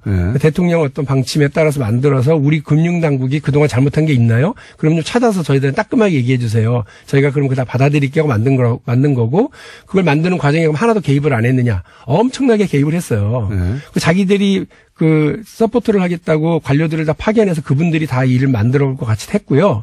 그리고 그 자기들 마음에 안 들면 특히 이건희 차명계좌에 대해서는 과징금 반드시 해라라고 나온 거를 찍찍 긋고 이거 다만 뭐 어쩌고저쩌고 밑에 자기들 부대 의견 엄청 달아달라고 때를 써서 그렇게까지 달아갖고 나온 권고 아닌데 그거를 그냥 한 순간에 그냥 그 묵사발로 만들어버렸죠. 이거는 그러면서 뭐라고 그랬습니까? 그러니까 그렇게 할 수 없다고 한 다음에 뭐 얘기가 있을 겁니다. 왜냐하면 이렇기 때문에. 그리고 그 다다음 날 저희가 그 정무위원회를 열어가지고 물어봤죠. 왜 그렇게 얘기하냐 했더니 그 선의의 피해자가 생길 수 있다. 누구요? 엄마가 아들을 위해서 계좌를 만들어준 경우. 그리고 동창회 향후에, 이런 경우도 그래서 여보세요. 누가 지금 동창회 향후에 얘기합니까? 그게 법에 위반되는 것도 아니고 과징금을 삼성에만 걷을 수는 없지 않냐. 93년 이전에 차명계좌에 다 걷어야 된다. 그런데 일단 삼성 걷어놓고 그럼 생각해 보죠. 제 말도 그거예요. 삼성 걷어놓고 이야기하고 그리고 선의의 피해자라고 우리가 언제 그랬느냐. 이미 검찰 그다음에 국세청 금감원의 수사와 조사에 따라서 확인된 것만 하자고. 네. 국가기관에서 확인된 것만 하자고 우리가 그러지 않았냐. 무슨 동창회 걱정하냐. 동창회가 그거 가지고 마약 사고 그거 가지고 세금 포탈하려고 만든 거 아니잖냐. 그 전국의 모든 동창회와 향후회를 뭘로 만드는 거냐. 지금 그게 우리 주장인데 뜻밖으로 이분이요. 네. 최종구 금융위원장이 막 그렇게 버티고 하니까 그 정치 혁신의 대상이라고 우리가 얘기하고 있는 자유한국당 의원들이 그 상임위원회, 국회 상임위원회에서 이분을 칭찬하는 기이한 현상이 벌어지죠. 아, 소신 있는 분이다. 저런 분이 이렇게 우리 끌고 가셔야 된다. 우리 금융당국을 믿음직스럽다. 이러는 거예요. 오히려 여당 의원들은 질타하고 문제 있다라고 비판을 하는데 아주 그냥 황당한 상황이었습니다. 그렇군요. 지금 금융당국, 금융위원장 혹은 뭐 금융당국에서는 지금 최소한 삼성의 차명계좌, 예, 이 차명계좌에 대해서는 대단히 소극적이고 더군다나 금융당국이 만든 혁신위원회에서 과징금을 내라고 했는데도 스스로 뒤집고 있는 상황이다. 네. 삼성, 그 차액이 얼마나 정도 됩니까? 그러니까 지금 과징금이나 소득세를 이렇게 정상적으로 부과했을 때와 네. 금융당국이 지금 마음대로 유권 해석해가지고 이후 10년이라고 했을 때 그 네. 차익이 얼마나 되는 겁니까? 과세당국의 그런 해석에 따르면 못해도 10배 이상 차이가 나겠죠. 세금은. 그러면 조가 될 게 한 뭐 1,000억으로 끝나거나. 1,000억으로 끝난다든가. 1,000억이 될 게 100억으로 끝나거나. 이렇게 될. 그 정도 거고요. 차이가 난다. 과징금의 경우는 이거는 그 20개 계좌라고 제가 아까 말씀드렸는데 그 20개 계좌에 들어있는 돈이 얼마냐에 따라 달라지죠. 그 조가 있으면은 5천억이 되는 거 아닙니까? 그렇습니다. 5천억이 되느냐 빵원이 되느냐 이런 거 아닙니까? 예, 그렇죠. 그러니까 이제 답답한 노릇인데요. 예. 일단 금융당국과 과세당국의 이런 느려터진 태도, 이른바 침대 축구죠. 시간아 가라. 왜 그럴까요? 아까 제가 말씀드렸던 4월 17일. 다가오고 있죠. 아하. 이제 넉 달하고 15일밖에 안 남지 않았습니다. 4월 17일만 지나면 소위 부가제척기간, 소위 이제 형사 사건이나 이럴 경우에는 공소시효가 만료되기 때문에 더 이상 따질 수가 없으니까. 제가 속이 터집니다. 사실은 그 국감 때 그렇게 해서 한 건 터뜨리고요. 이제 박용진은 뭐 국감 스타야, 뭐 주목받고, 뭐 재벌의 저격수야, 칭찬받고. 그걸로 끝나고 손 털고 그냥 빚만 내고 광 내고 끝낼 수도 있어요. 그러나 국회의원 한 명 자기 이름 날리자고 이런 거 하는 거 아니잖아요. 그것도 하긴 해야죠. 그렇습니다. 경제정의 공정과세, 국민들 교과서에서 초등학교 때부터 배우는 거예요. 근데 왜 이거 이건희만 피해가요? 왜 이거 삼성과 재벌가들은 이런 것들에 대해서 피해가죠? 이런 걸 제대로 잡았으면 그동안 금융당국과 과세당국이 일 제대로 못해서 그렇게 됐으면 9년 동안 잘못했었으면 바로 잡아야 될 거 아니에요. 그런 거 하자고 적폐청산을 하는 거지. 우리가 뭐 사람 가지고 사람 구속시키자고 하는 거 아니거든요. 그러면 그거에 대해서 누가 뭐 금융당국에 누구 구속시키려고 그러는 게 아니잖아요. 열심히 하면 되잖아요. 그리고 그 세금 걷어서 정확하게 걷어서 하면 될 텐데 이거 무슨 중동판 침대 축구 보는 것도 아니고요. 이게 어떻게 이렇게 일을 하는지 좀 답답해 죽겠습니다. 그 김용철 변호사가 삼성을 말한다. 네, 예. 공주원의 베스트셀러였죠. 그래서 많은 사람들이 읽었는데 저도 봤습니다. 네. 김용철 변호사 인터뷰도 했었고. 그 책에 보면 이제 뭐 검찰 떡값 얘기도 나오지만 검찰 떡값은 그야말로 용돈에 불과한 것이고 저가 매수가 가능하다고 그러더라고요. 떡값에 불과한 것이고 실제 뭐 경제 관료들, 고위 관료들에 대해서 삼성이 전방위 관리하는 것이 놀랍다. 뭐 이런 식의 내용들이 있지 않습니까? 그렇죠. 왜냐하면 자기들이 총수 일가가 5%도 안 되는 그 지분을 가지고 삼성전자를 지배하고 전체 그룹을 지배하는데 꼭 필요한 게 세금과 관련된 문제, 그리고 금융적인 어떤 질서의 문제, 규칙의 문제가 가장 크니까 그랬을 것이다라고 판단을 합니다. 지금 그거하고 연결해서 생각해 보자면 지금 현재 특히 삼성 지금 뭐 재벌 30개 재벌 뭐 그런 데 대해서 규제를 어떻게 하냐 이런 문제가 아니잖아요. 그냥 법에 저촉이 돼서 특검이 잡아낸 거. 네. 예. 공적 기관이 이게 문제라고 해서 공적으로 문제 삼은 거. 네. 거기에 대해서 과징금이나 소득세를 부과하는 문제조차 명백한 거조차. 이거조차도. 네. 이거조차도 이 금융당국의 이 책임 있는 자리에 있는 분들이 안 하려고 하는 거잖아요, 지금. 저는 그렇게 보고 있습니다. 안 하려고 하니까 이게 안 되고 있는 거지. 맞습니다. 해야 할 사람들이 안 하고 있는 거죠. 명백합니다. 예, 그래서 이런 문제에 대해서 제가 전에도 한번 말씀드린 것 같은데, 아하, 대통령만 바뀌었구나. 관료들은 그대로구나. 곳곳에서 대통령 힘 빠지길 기다리겠구나. 곳곳에서 이 정부 새로 시작한 지 이제 7, 8개월 넘었는데, 1년 지나고 2년 지나면 힘 빠지겠지. 개혁의 어떤 동력도 사라지겠지. 그때를 기다리고 있었던 거 아니냐, 이런 생각이 들고요. 시간아 가라. 우리는 버틴다, 이런 느낌. 국세청은요? 금융당국, 금융위는 그렇다 치고 국세청은 어떻습니까? 그럼? 국세청도 답답하긴 마찬가지예요. 소극적이에요? 근데 금융위는 억울한 게 뭐냐면, 국세청은 국세기본법에 의해서 절대 정보를 줄 수 없습니다 하고 입 닫고 끝나거든요. 그렇죠. 근데 이제 금융위는 제가 상임이잖아요. 네. 그러니까. 불려 나와서 계속. 계속 불려 나오고 정보를 주지 않으면 안 될 수밖에 없으니까 계속 자기들이 더 시달린다고 생각을 하는 것 같아요. 국세청은 우리는 걷고 있습니다. 그러나 기간에 대해서는 저희가 맞습니다. 이렇게 버티고 가는 거고요. 국세청은 소위 말해서 이제 최근 10년만 따지겠다 이거고. 네네. 어쨌든 그리고 그 외의 이야기는 우리는 할 수 없다라고 안 알려주죠. 빠져나가고 있는데 그리고 국세청도 잘하고 있는 건 아니네요. 국세청도 답답하긴 마찬가지입니다. 그런데 이제 더 황당한 경우는 뭐냐면요. 이게 지금 이건희 차명 계좌는 까도 끝이 없는 양파 계좌예요. 이게 처음에 2008년 특검이 1199개라고 얘기를 했거든요. 네. 거기에 대한 과징금과 과세를 하느냐 마느냐가 이슈였죠. 처음에는. 그런데 국세청의 이런 활동을 통해서 저희가 나중에 알고 보니까 그때 알려진 1199개 말고 어마어마하게 더 있었다. 네. 네? 이게 또 확인이 됐어요. 네. 그리고 또 황당한 거. 경찰이 한남동 이건희 자택에 대한 공사비 비리와 관련해서 수사를 하다 보니 차명 계좌가 또 나온 거예요. 200개가 또 나왔죠. 처음에 8개인 줄 알고 덮쳤는데 국세청을 가서 압수수색을 했거든요. 그랬더니 한 200개가 나왔다는 거예요. 사실은 국세청이 털어보려고 하면 다 털어볼 수 있는 거 아닙니까? 사실 다 갖고 있는 것 같아요. 왜냐하면 제가 아까 국세청도 별로다라고 말씀드린 게 2011년에 이 차명 계좌들과 관련된 자진납세를 받았대요. 그러면 국세청은 뭘 해야 되느냐면 탈세와 관련된 수사를 해달라고 검찰에 수사 의뢰를 해야 됩니다. 근데 안 했어요. 이거 안홍구 총장하고 얘기해야 될 내용인데요. 이게 안 했으니까 어떤 일이 벌어지는 거냐면 검찰은 수사를 안 해요.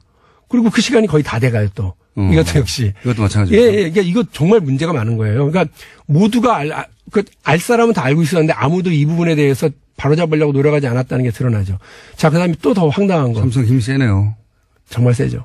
제가 또 하나 말씀드리면 지금 2008년 특검, 그다음에 국세청, 그리고 경찰이 알아낸 것이 까도 계속 나왔죠. 네. 이번에 금융감독원한테 제가 너희들 그때 1199개 계좌 전체 다 전수조사 했어? 전수조사 다 하진 않았대요. 그럼 해봐. 뭐가 또 나올 줄 알아? 그래서 해봤더니 그때 1199개 말고 32개가 또 나온 거예요. 차명 계좌가. 그리고 더 놀라운 거예요. 제가 아까 93년 이전 계좌가 20개라고 말씀드렸죠. 7개가 더 있대요.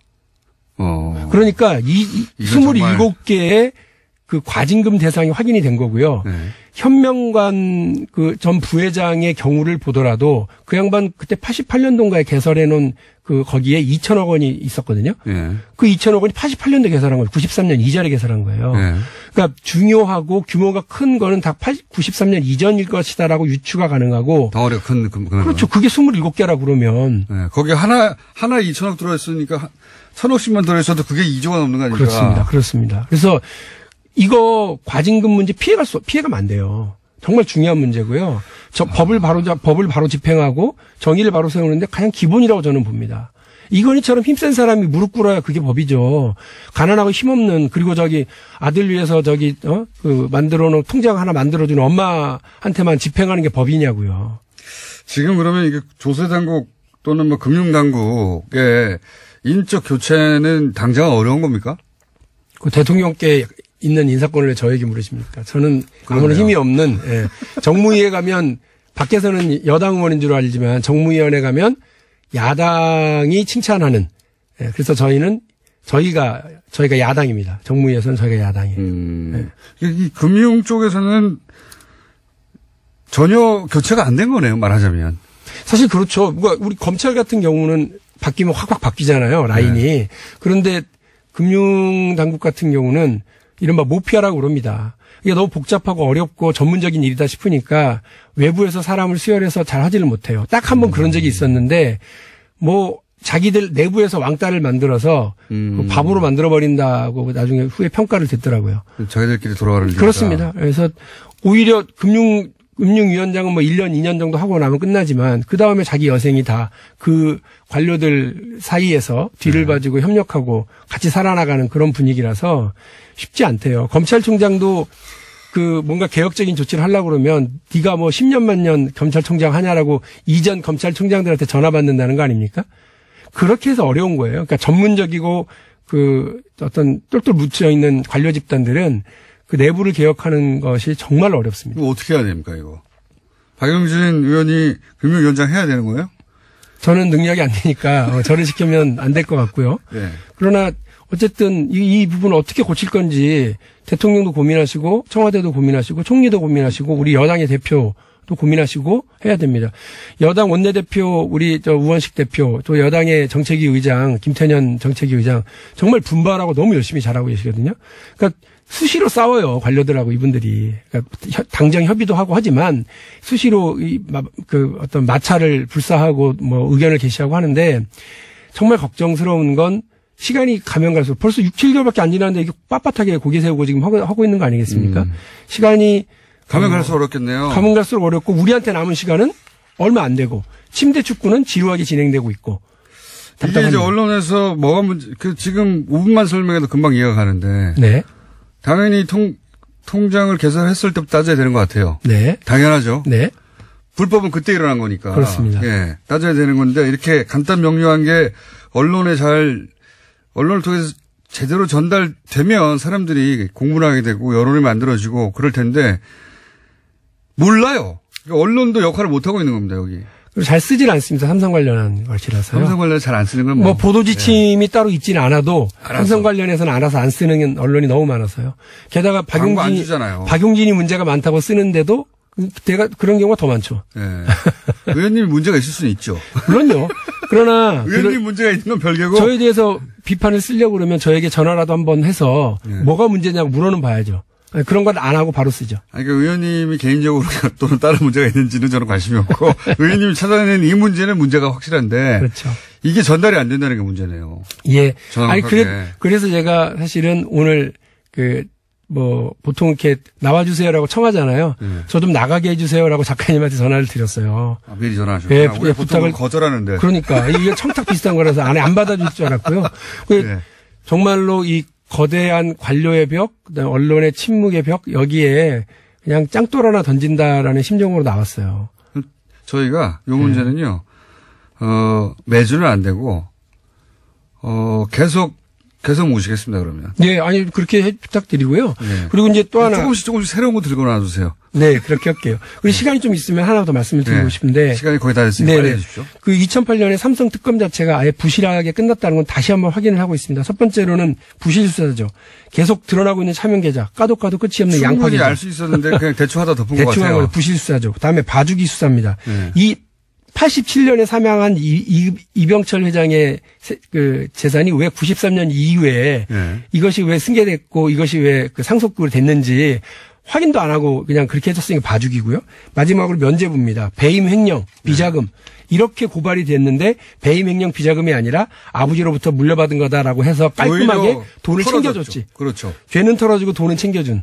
그때 이 삼성 특검은 결국 삼성이 오랫동안 고민해와둔 비자금을 특검을 한 게 아니라 그래서 양성화. 예, 징계를 한 게 아니라 그거를 밖으로 꺼내서 마음대로 쓸 수 있게 만들어주는 거예요. 양성화시켜줬다. 재상징식에 딱 보탬을 줬죠. 그래서 저와 우리 민주당의 그 TF는요, 이건희 차명계좌 TF는 이거 분명히 잘못된 수사다. 그래서 다스 특검에 대해서 저희가 두 가지로 가잖아요. 하나는 그 다스에 대해서 전면적인 재수사를 가고 또 하나는 정호영 특검에 대한 수사를 하잖아요. 이것도 마찬가지 그렇게 해야 된다. 2008년 이건희 차명계좌 전체에 대해서 지금 나오고 있는 차명계좌까지 다 수사를 하고 검찰이 그리고 또 하나는 2008년 조준웅 특검에 대한 수사를 해야 된다. 무슨 일이 있었길래 그렇게 수사를 엉터리로 했는지. 거기까지는 알겠는데요. 당연하신 말씀인데 거기까지 가기는 굉장히 먼 일인 것 같고 일단 과세부터 하죠. 네. 과세하고 과징금부터. 그거조차 안 될 가능성이 높아 보이네요. 왜냐면은 불과 4개월 남았네요. 불과 4개월 남았습니다. 네. 4개월 금방 가거든요.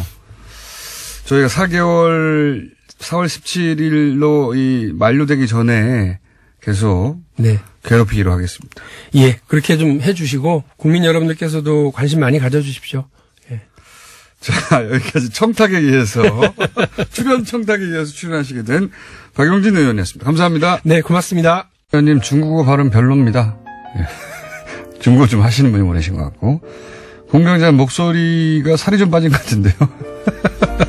살이 빠진 목소리가 뭔지는 모르겠는데 살은 조금 빠졌습니다. 실제.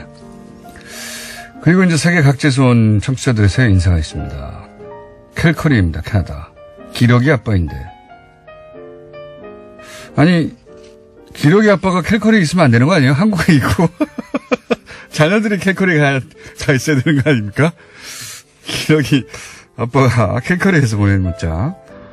LA에서 한인마트에 가서 쿠쿠 다스 먹으면서 다스는 누구 겁니까? 먹고 싶어요. 호주입니다. 네덜란드 교환 학생입니다.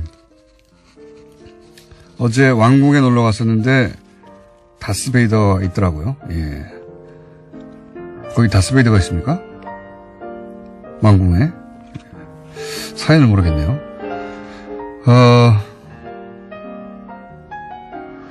첫 출근 기념 옵션 열기 제보합니다. 어제 댓글 보다가 느낀 건데 정부 비판하는 댓글은 덥석을 모두 덥석으로 똑같이 틀리더라고요.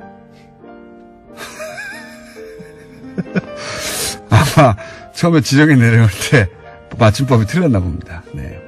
그리고 청와대를 청화대로 다 썼더라고요. 애통합니다라고. 댓글 부대 실력 이거밖에 안 되냐고. 댓글 부대 있습니다. 예. 그리고 이명박 박근혜 정부 때 초등학생 통일 포스터 수상작 제보합니다. 하고 보내셨는데 여기에 인공기가 다 걸려 있습니다. 초등학생들한테 통일 포스터 만들려고 그러면 다 이렇게 하죠. 당연히. 이명박 박근혜 정부 때도 초등학생 통일 포스터 수상작에는 모조리 다 인공기가 한가득 들어 있습니다. 예. 여기까지 하겠습니다. 플란이 약간 유명한 사회연구소. 사회연구소. 예. 세계적으로 약간 유명한 것으로. 예. 그렇게 크게 유명하지는 않고 몇 년에 한 번 정도 세계적 속학에 와서 학술대회 하는 그 정도 연구소 되겠습니다. 정태인 소장님. 자, 올해는 경제정책이 정부가 어떻게 펼칠 것인가 발표를 했어요. 그죠? 네, 12월 27일 날 정부합동 이름으로 발표를 했죠. 뭐 이런 거 발표할 때 되게 두리뭉실한 내용이긴 한데 이번에 뭐 좀 다른 게 있습니까? 예, 뭐 예년과 다름없는데 사실은 다른 내용이 있기가 좀 어렵죠. 잘 먹고 잘 살자는 거 아닙니까? 그러니까 정권 잡아서 6개월 동안 열심히 방향을 얘기를 했기 때문에 새로 나올 건 없고 하여튼 17년에 대한 평가는 성장률이 3%, 3.2%로 현재 잠정적으로 추정하고 3.2%는 굉장히 높은 거 아닙니까, 사실은. 그렇죠. 예상보다. 네, 반도체 수출이 굉장히 좋았고 또 반도체라는 게 장치 산업이기 때문에 설비 투자가 무려 14%가 늘어났어요. 그렇기 때문에 그게 이제 3.2% 성장을 올렸고 그러니까 거시경제가 안정화됐기 때문에 구조개혁 동력을 확보했다 이렇게 평가를 했습니다. 어떤 의미에서 뭐 여러 분야에서 그런 얘기를 하는데 문재인 정부가 운이 좋다고. 예. 예, 운 좋죠. 네, 운이 좋다고 얘기하는데 이 경제 부분에서 적어도 2017년에 3% 성장 반도체 수출에 힘입은 3% 성장은 사실은 문재인 정부가 만들어낸 성과는 아니에요. 그렇죠. 예. 아닌데 문재인 정부 취임 첫 해에 나온 성과이기 때문에 그 혜택은 있게 되는 거죠. 그렇죠. 만일에 그게 없었다면 2% 초반대 성장일 가능성이 굉장히 높거든요. 그럼 바로 잡자마자 이제 이 노무현 대통령처럼 경포대 뭐 이런 소리 듣는 거예요. 막 경제도 망쳤다고 공격당할 소지, 그러니까 그게 사실이든 사실이 아니든 공격의 소재로 쓰일 수 있는데 적어도 경제 부분에서는 그런 공격을 할 수가 없는. 그래서 잘 보시면 자유한국당 혹은 보수정당에서 경제 가지고 공격하는 경우가 별로 없어요, 지금은. 네네, 안보 문제도. 당장은. 저기, 김정은 위원장이 네, 갑자기 평창 참여한다고 그래요. 이거 어떡합니까? 그 반전 사드 때문에도 또 경제 성장이 굉장히 떨어질 거라고 생각했거든요. 네. 근데 그것도 일단 문제가 있지만 네. 일단 잠정 합의를 했기 때문에 봉합됐죠. 예, 중국 그러니까. 관광객들이 다시 이제 서울시에 많이 보이고 있죠. 굉장히 어려운 난국들이 있었는데 사실 그 외신들 평가 궁금해서 제가 이제 쭉 짚어보면 한국이 관심의 대상 국가였던 건 맞아요. 북핵 때문에도 그랬고, 그다음에 촛불 집회 때문에도 그랬고, 그 세계적으로 드문 탄핵이라는 사건 때문에도 그랬고, 관심의 대상이어서 한 해를 그 정리하면서 그 언급한 언론들이 제법 많습니다. 네, 그 부분은 확실합니다. 특히 네. 촛불과 탄핵 이거는 네. 전 세계적인 사건이고 만일에 문재인 정부가 성공한다면 이건 세계 역사에 남을 거예요. 그렇기 때문에 문재인 정부에 대해서 평가하는 언론들이 많이 있었어요. 근데 그중에 공통적으로 지적한 게 굉장히 어려운 환경 속에서 출발했다. 예, 저기 미국엔 트럼프가 있고. 그러니까요. 제가 언제 그런 걸 쓴 적이 있지만. 북핵이 있고 중국이 있고. 육자회담을 한다 그러면 이제 정상들이 쫙 모일 거 아니에요. 네. 그럼 트럼프, 시진핑, 아베. 네. 전부 근육질의 푸틴. 네. 예, 굉장히 강한 어떤. 그리고 핵을 든 김정은까지. 네, 예. 그게 이제 제3자 서방의 눈으로 보기에도 정말 골치 아픈 상황에 들어가 있구나. 보였나 봐요. 네, 근데 이제 운칠기삼이라고. 그러니까 운칠이. 근데 그게 어쨌든 굉장히 꾸역꾸역이지만, 여러 가지 갈등들이 이제 풀려가는 국면이다 보니까 이래저래 높은 평가를 받더라고요. 근데 네. 그 중에 운도 작용했다. 예. 제가 보기엔 운이 더 많이 작용했어요, 경제는. 이 큰 틀에서 보면 운이 실력입니다. 그렇죠. 맞습니다. 운을 이길 수가 없어요. 물론 실력이 받침돼야 이게 운이 저는 이렇게 생각하거든요. 이제부터 실력을 발휘해야죠. 이제 6개월을 했고 이제부터는 이제 정말 이제 정책에 의해서 성장률을 올리고 또 특히 불평등을 줄이는 이런 정책들을 해야죠. 운을 잡는 게 실력이다. 저는 그렇게 생각하는데. 네.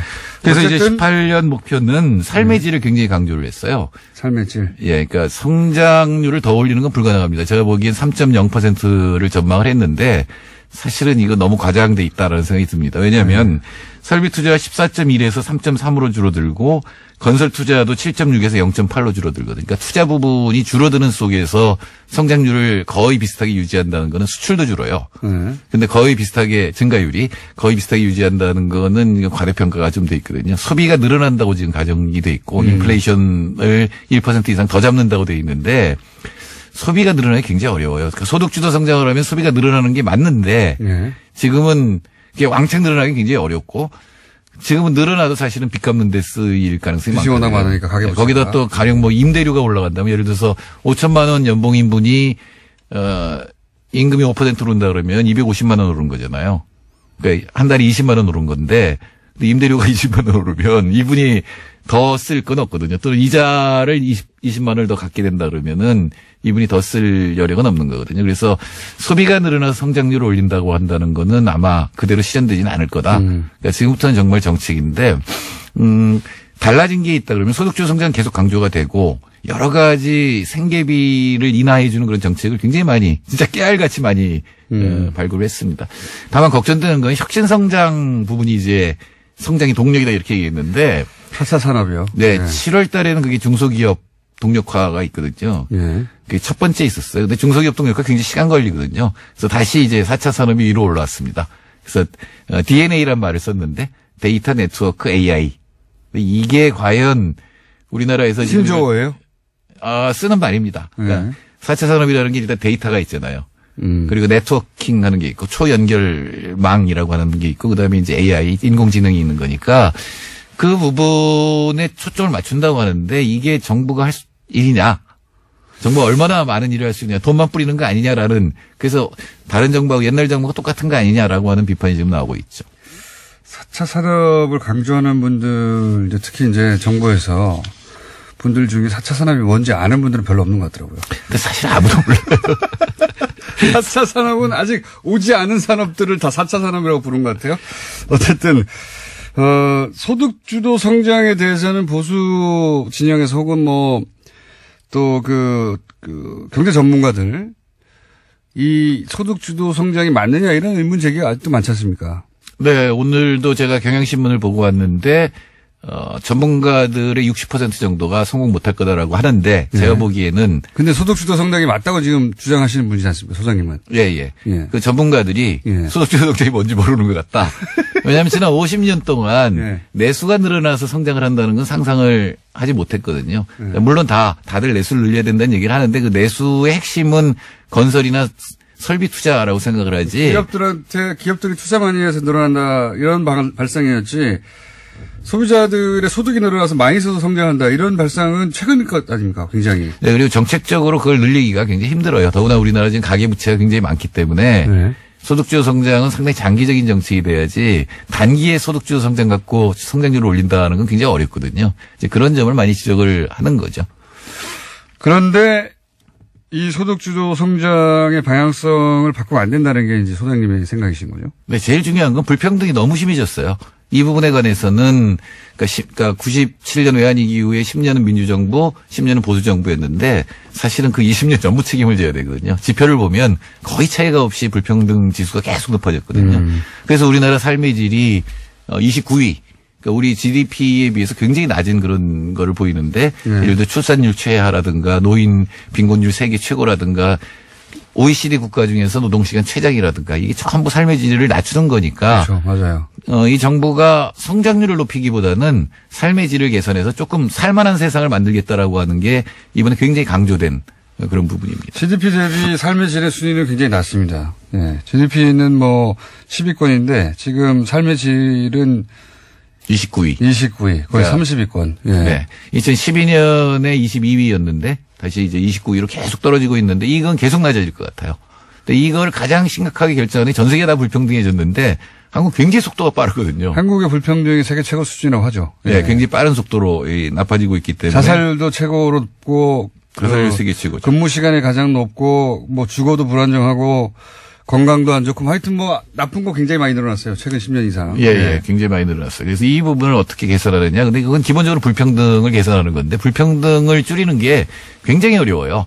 어려운 일이죠. 예, 특히 경제학자들이. 원래 있는 사람은 더 힘세지거든요. 점점점. 주류 경제학자들이 흔히 시장에 맡기자 그러는데 시장에 맡기서 이게 역전이 되기가 쉽지가 않거든요. 삼성 보세요. 예, 요 앞 시간에 다뤘는데 힘이 세면 힘이 센 만큼 자기 의무를 다한다기보다는 그 힘을 가지고 자기들이 유리한 방향으로. 정치를 포획하고. 네, 자기들만 빠져나가는 거죠. 네. 근데 그렇게 되면 귀족 사회랑 비슷하거든요. 계속 그 사람들이 모든 걸 다 장악하고 하기 때문에 그 사람들 능력만 써가지고는 경제라든가 사회가 좋아질 리가 없죠. 근데 그 부분을 어떻게 타파하느냐가 사실은 개혁이라고 이제 이름을 붙일 만한 그런 내용이 되겠죠. 공무원 사회는 어떻습니까? 지금 바로 앞에 지금 박용진 의원하고 공무원 얘기하다 보니까 뭐 모든 분야 공무원이 다 그렇지는 않겠지만 금융 부분에 모피아 얘기 한참 했었는데 공무원들이 지금 말씀하신 소득주도 성장이라든가 이 패러다임의 변화를 이해하고 받아들이고 체화하고 있을까요? 어떻게 보십니까? 청와대 계신 경험상. 이번에 이제 정책 방향이 80페이지인데, 제가 읽으면서 달라진 걸 별로 못 발견했어요. 내용이. 그러니까 몇 개의 표제는 바뀌었는데, 그 밑에 나열된 정책들은 사실은 그다지 바뀐 게 없다. 그러니까 복지 분야가 좀 이제, 그러니까 생계비 줄이는 거하고 복지 분야는 분명히 달라졌는데, 그리고 국토부가 좀 달라졌고, 나머지는 옛날 걸 그대로 포장만 바꿨다라는 느낌이 들거든요. 쉽게 바뀌지가 않아요. 실제로 공무원들이. 아까 조금 전에 들으니까 박영진 의원이 여당 의원인지 야당 의원인지 모를. 본인은 야당 의원이라고 하더라고요. 가면. 네. 그런 느낌이 드는데, 그건 무슨 얘기냐면 청와대나 이 핵심적인 어떤 정책을 청와대가 또 기재부나 공정이나 이 장들이 아주 강하게 밀고 나가야 되거든요. 근데 지금은 상당히 정치적으로 부드러운 거를 하려고 하는 것 같다라는 느낌이 듭니다. 그래요? 네. 그러면은 좀 무리수가 따르더라도 장을 일제히 교체하고 이걸 강한 드라이브를 걸어야 되는 겁니까? 아니요. 장 자체를 교체할 필요는 없고요. 장들에게 대통령이 힘을 주고 더 강하게 해라 이런 것들이 그 중에 하나. 장은 예를 들어서 그 장이 대통령보다 대통령은 뭐 4년 반 있으면 없어지고 삼성은 영원한데 난 삼성 편 들어야지 이렇게 생각하면 어떡합니까? 대통령이 푸시하면 합니다. 푸시하면? 예, 대통령이 뚜렷한 방향이 있다라고 하면 공무원들은 따라가게 돼 있어요. 근데 대통령이 애매해지면 그리고 공무원도 원래 자기 따라가는 척하면서 안 따라가면 네, 자기 생각대로 하게 돼 있죠. 대표적인 게 노무현 대통령 때 부동산 정책이었거든요. 대통령의 의지를 보일 때는 막 하다가 대통령 중간에 성장 문제에 부딪히면서 무슨 짜장면값 뭐 이런 거 있어요. 분양 원가 공개를 처리할 때 짜장면값 공개하는 거 봤냐 뭐 이런 식으로 얘기를 했거든요. 그다음부터 부동산 정책이 확 틀어졌거든요. 그리고 다시 부동산 가격이 폭등을 하는 일이 벌어지는데 일단 청와대는 흔들리지 말아야 되고 그리고 강하게 밀어붙여야 되고 그래도 그 드라이브를 따르지 않는 장들은 교체해야 되는 거죠. 네. 교체할 건 교체해야죠. 그러니까 금융 부분이 가장 지금 취약한 거 맞고요. 공정위에서 내놓은 건 뭐냐면 스튜어드십이라는 걸 갖다 내놨습니다. 어려운 거 스튜어드십. 그러니까 보통 주주자본주의잖아요. 네. 근데 이거를 그 주식을 가장 많이 갖고 있는 건 우리나라에서 국민연금이에요. 연기금이나 기관 투자자들이죠. 예, 대부분의 대기업, 우리나라 대기업이 5% 10%를 갖고 있어요. 네. 사실은 이 주주권을 발동을 하면 아하. 전부를 규율을 할 수 있거든요. 좀 더 공적인 연기금이 그러니까 사익이 아니라 공익을 위해서 회사에 좀 개입을 해라 이런 거죠. 예, 그러니까 네. 김상조 위원장의 금년까지는 알아서 해라였거든요. 네. 스스로 하길 바란다였는데, 그러니까 그 다음에 주주권을 발동하고 스튜어드십. 예, 그 아니면 그 다음에 이제 남은 게 뭐냐면 사법권이거든요. 아마 그런 방향으로 갈 것 같습니다. 여기까지 하겠습니다.